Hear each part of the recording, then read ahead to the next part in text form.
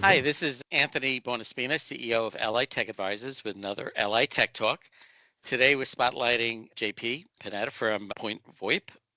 And, basically he is you know, a phone provider, but not just a standard one. He's like a phone provider on steroids. And, basically he's going to tell us a little bit about himself and so on. Again, I'm Anthony. You can read about me here.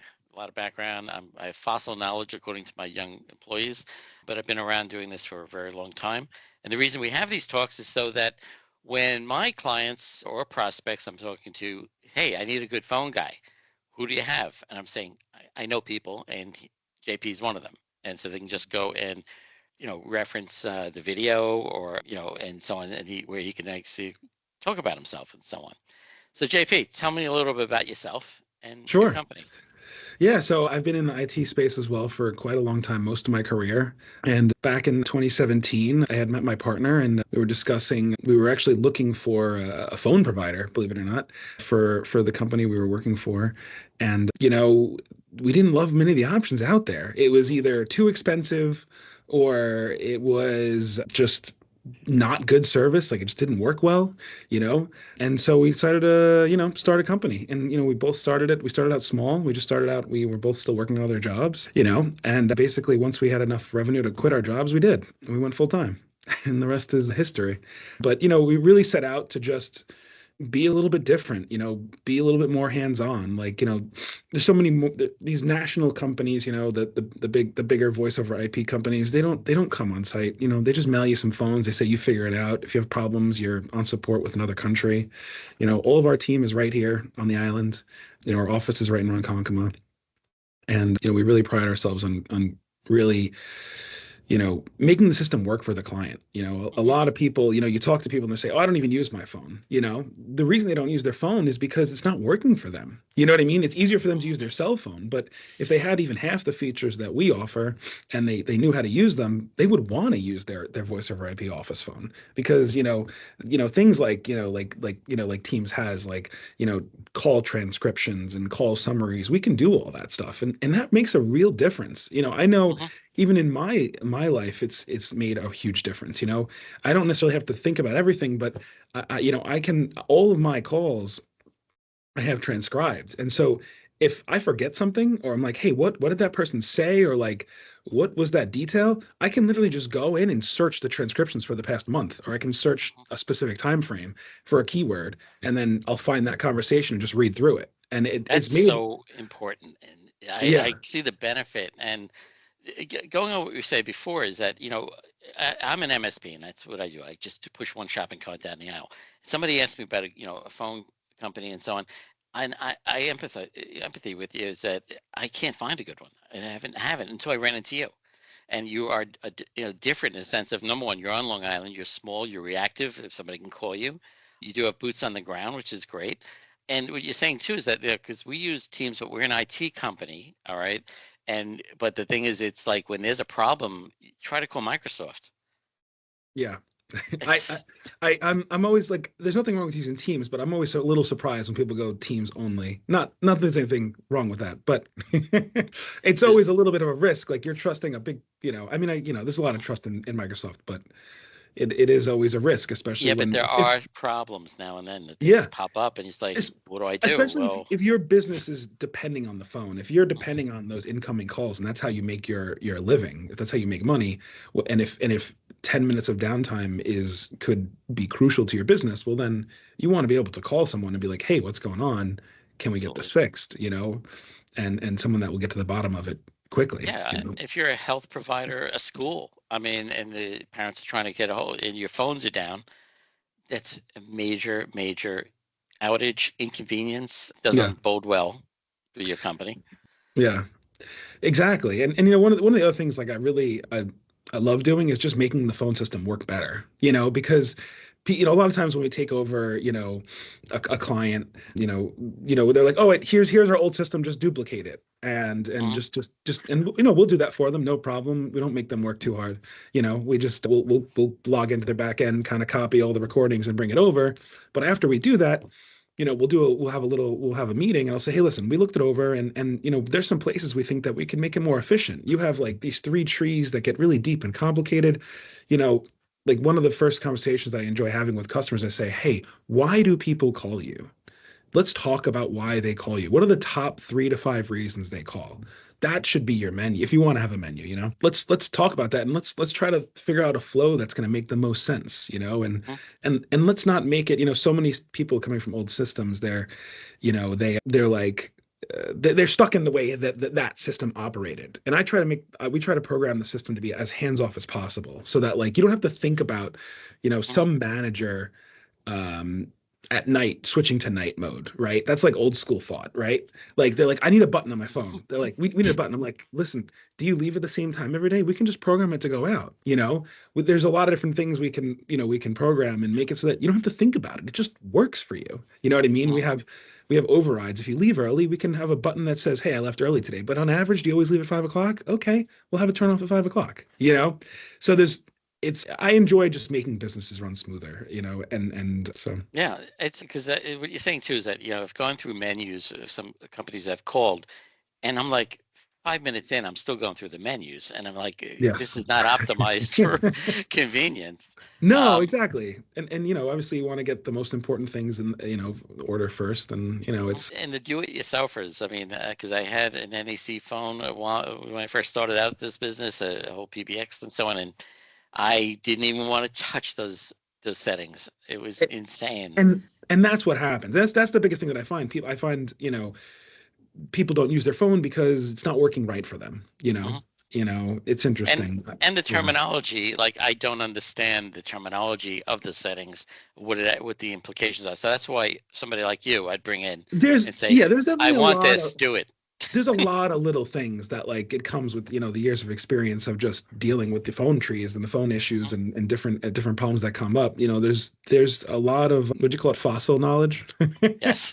I have that. My guys tell me about Yeah, all the time. I I have like to think I fossil have some of knowledge. that, but yeah. So what other stuff like do you integrate with and so on? Let's say I have a school and I have a phone system and I have door access, I have Sure. intercoms, I have, how does that all play together? So yeah, a lot of times, those intercoms they can be programmed as an endpoint. So, you might have an intercom system, but maybe you want to integrate it into your phones. And that is very common, especially in schools. We can program the doorbell. Maybe there's a first person that reaches the first station, but sometimes they're not sitting there and we want to be able to roll over to another person at another desk. So it is very common that we'll do some intercom and doorbell and door access integrations, whether that be just the doorbell or the camera or like the flow. Hey, okay, ring this person. So one of the schools we worked with, it would ring 3 different people. If those people didn't answer, it would actually ring the maintenance guy's cell phone. So like there's a lot of like little things we can do to make it easier to make sure that, hey, there's nobody that gets stuck at the door or stuck outside in the cold or that sort of thing. But That's you That's know very important. I mean, I love that idea, especially if it's hands off. It just the system just does it, and right, you took care of the flow. exactly. And I might have a Yeah, security guard sitting at the desk after hours, and there's a door. Somebody's at one of the doors over there. What happens, and how can he do? How can he activate the, see who's yeah. there? Number one, activate and allow the person in or not. Exactly. Mhm. And then yeah, and whether that be, we even have some phones that will integrate that the actually video feed can show up on the phone itself. So it depends on the type of doorbell and whatnot. But there's a lot of different solutions out there. But sometimes we can put it, instead of having to have 2 different devices on your phone, we can just put in a phone that actually the screen where you would see normally the numbers will actually pop up with the video, which is, it's kind of like a dual purpose phone. So we do that sometimes. But then the other thing is I think one of our strongest suits is our app, our mobile app and I think uh, I've tested a lot. I always test the competition. I always test new software. Like, if a new vendor comes out with a new phone, it's in my office before anybody else has it. Like my supplier always calls me and say, hey, Yealink has a new phone or Snom has a new phone. I'm like, just send it. You don't have to even ask me. It's just send it over. And I always like to test it out, try to break it, see how it works. Like we always, have the guys in the Mhm. back, like, but So using it from your phone, I mean, Oh, your sorry, back to cell the app. phone. Yes, Yeah, I got off on a what does that Yeah. allow us to do? Is that So a lot of I don't things. want So anybody I don't want to give my cell phone number away now. yes. So one of the great things is about the cell phone app is you don't have to use your cell phone number. So with the cell phone app, you can call from your office phone number. Let's say it's your main office number, and it'll look like you're in the office. And again, those features we're talking about call transcriptions and whatnot, that's all enabled because you're using the app. Same thing goes in reverse. Let's say the maintenance guy, instead of it ringing his cell phone, like we can do that obviously if he doesn't have the app, but better off is we install the app on his phone. The app actually supports video H.264 protocol. Mhm. So he can actually get an actual voice call and then open up the video feed from the doorbell and see the person, verify it's a person that's okay, and open it from the app. But most of the time the app is not necessarily used for that feature. But what I love about our app is just that it works. I know that sounds so Well, that's silly, important. Oh, but that's like important. like one of the things that I struggled with other apps is like like Wi-Fi handoff. I test it all the time because I think I'm on the phone probably at least 5 hours a day. I really am a phone guy and I'm on the phone constantly. But I love that it just works. Like, I can start a phone call on the app in my house on my Wi-Fi, hop in the car, it switches to cell phone service, drive to the office, get in the office, switch back to Wi-Fi, and the call is still active. I honestly haven't seen another app that can do that. Mhm. Most of them drop. Most of them I you have a switch them. question here from somebody, Yeah, one of the attendees. How do you integrate your software, your systems, and everything with security cameras? You have them outside, like say it could be a door, you could be either in the school or the office and want to see the cameras, or even if you're remote. sure. Um, So a lot of times the doorbells have a feature where you can program an external camera. So let's say it doesn't have a camera or you don't want to use that camera for the feed. There's a lot of times a feature inside the doorbell when you dig real deep inside there where you can actually tell the doorbell to reach out to a different camera for the feed when that camera comes up. So that's what we'll do in those for that sort of so it's um, specific on the cameras and the security cameras and so on, whether or not how you would integrate with them. correct. Yeah. But yeah, it's definitely something we can do. And every school, every company is slightly different. So that's where, it is when it comes to like the door access in the schools and whatnot, it is a little bit more hands-on and customizations and like, hey, let's figure out how this is going to work, right? One of the things we also do for the schools when it comes to like security and is PA systems. A lot of these schools, they have this aging analog a system, and what we do is we can put in an IP based a system. So all you need is Ethernet cables and PoE, and you can have PA speakers. We even in a school, the aging, the old system was just like mice or something. One of the schools we worked in just ate the wires, so there was just no way to get this old system back up. The building was made of like I don't know, cinder blocks and I don't know, like Mhm. terracotta. That was the word I was looking for. So Understood. Yeah.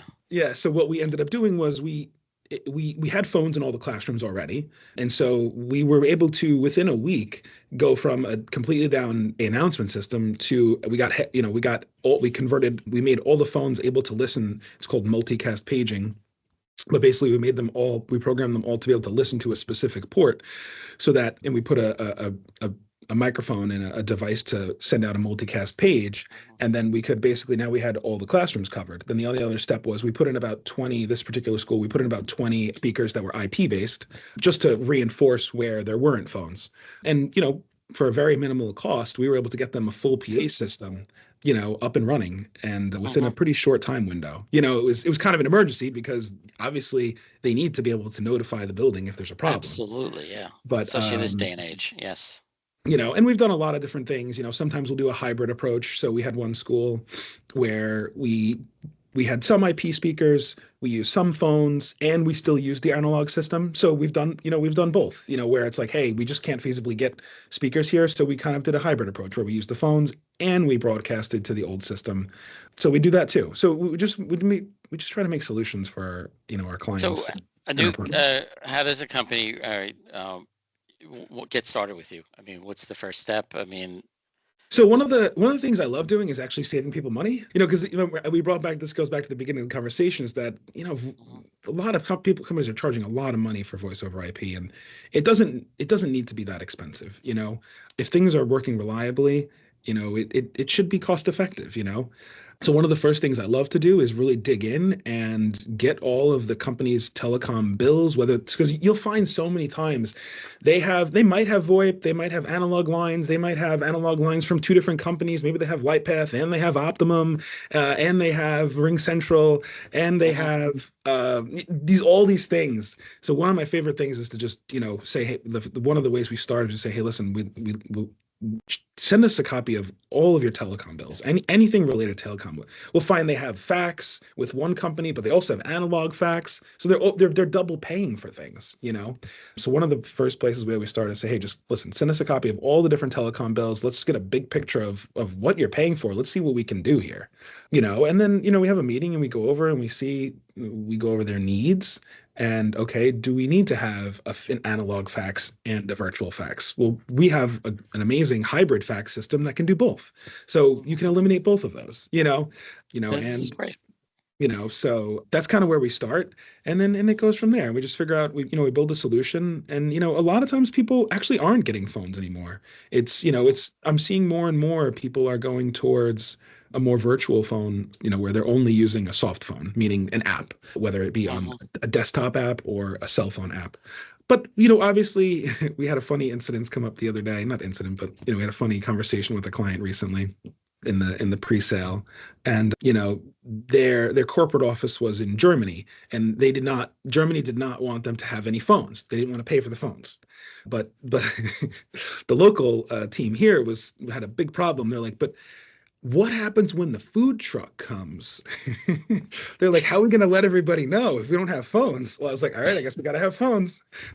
Well, um, this looks like you are, again, I've been talking to a lot of phone companies that they say they do a lot, and I've never met a good one, but I'm so happy I've met you and that we are in the same circles. And I definitely have been already referring you out because it's nice when a client or a prospect, even not even a client yet, is asking, they're saying, yeah, the phone system having problems with. I said, I know a guy. yeah. And because the thing is, all I look for is having a good referral because that's all I'm looking to do is help my clients out in one way or another. So again, thank you so much for this. This was very enlightening. Yeah. And, I just want to thank you for joining and allowing us to, have Well, this have this time. thank you for having me as well. I appreciate it. And I want that's all I really want the same way, the Hmm. other way too, is all I'm ever looking for is, hey, if someone's looking for, a certain service, I just want them to be taken care of. I don't want and Yeah. it It's makes sense. reputation. I've been doing this 30 years now, and it's like, and people come to me as a technical advisor. And Yeah. they ask me a lot of different things, and I say, you know what? I know a person for that. I have a good company for this, and somebody needs disposal. I have somebody for equipment disposal. It's all, it all works. So, okay, Awesome. JP, thanks again so much. Yep. And again, it's Anthony, CEO of LA Tech Advisors, and have a great day. Have a good one.